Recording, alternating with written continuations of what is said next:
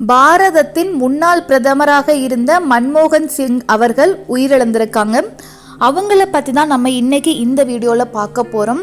அவருடைய கான்ட்ரிபியூஷன் அப்படிங்கிறது இந்திய பொருளாதாரத்தை பொறுத்த வரைக்கும் மிகப்பெரிய அளவில் இருக்கக்கூடியது. உலக நாடுகளில் இருக்கக்கூடிய எந்த பொருளை வேணாலும் இந்தியாவில் வாங்க முடியுது அப்படின்னா அதற்கு முக்கியமான காரணமாக இவரை தான் சொல்லப்படுது.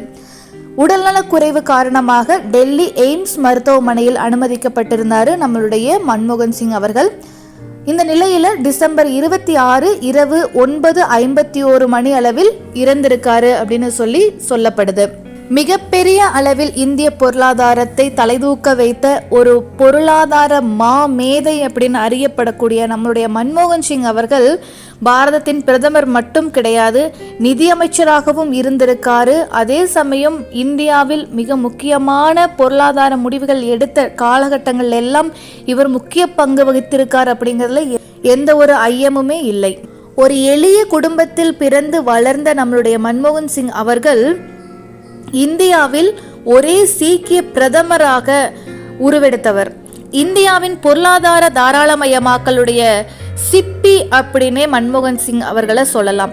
அதே போல மன்மோகன் சிங் உருவாக்கிய பல்வேறு சீர்திருத்தங்கள், முக்கியமாக பொருளாதார ரீதியாக கொண்டு வந்த சீர்திருத்தங்கள் இந்தியாவின் தொழில்துறையை மாபெரும் உச்சத்திற்கு கொண்டு போவதற்கு மிக அடிப்படையான காரணமாக அமைஞ்சது அப்படிங்கிறதுல எந்தவித சந்தேகமும் இல்லை.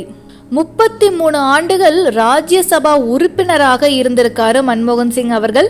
தன்னுடைய வயதான காலத்திலேயும், அதாவது இந்த ஆண்டு ஏப்ரல் மாதம் வரைக்கும் ராஜ்யசபாவுடைய உறுப்பினராக இருந்து பணியாற்றி ஓய்வு பெற்றிருக்கிறாரு.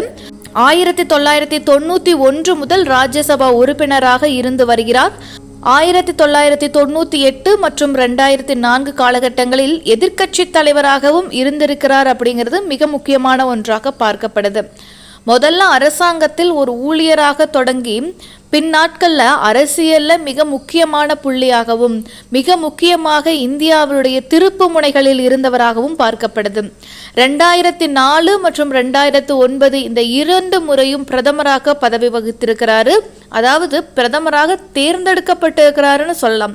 அதே போல திட்டக்குழு, இந்திய ரிசர்வ் வங்கியின் ஆளுநர், பிரதமருடைய ஆலோசகர் மற்றும் பல்கலைக்கழக மானிய குழுவின் தலைவர் அப்படின்னு சொல்லிட்டு பல பணிகளில் தன்னை ஈடுபடுத்தி கொண்டவராகவும் பார்க்கப்படுகிறார். இவருடைய காலகட்டங்களில் முக்கிய திட்டங்கள் அப்படின்னு எடுத்துட்டா 1991 இந்தியாவில் பொருளாதார தாராளமயமாக்கல் நடந்தது.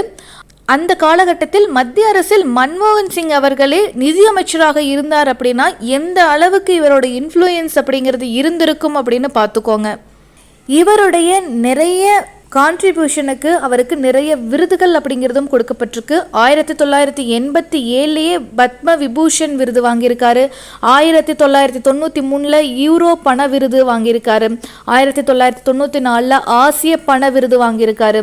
இந்திய அறிவியலின் ஜவஹர்லால் நேரு பிறந்த நூற்றாண்டு விருது அப்படிங்கிறதும் வாங்கியிருக்காரு. இது மாதிரி ஏகப்பட்ட விருதுகளை வாங்கி குவித்தவர்.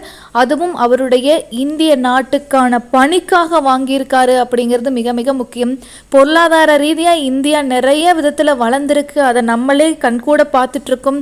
அதற்கெல்லாம் 1991 தாராளமயமாக்கலில் கொண்டு வரப்பட்ட கொள்கையும் அதன் பின்னால் எடுத்தாளப்பட்ட விஷயங்களுமே மிக முக்கியமாக பார்க்கப்படுகிறது.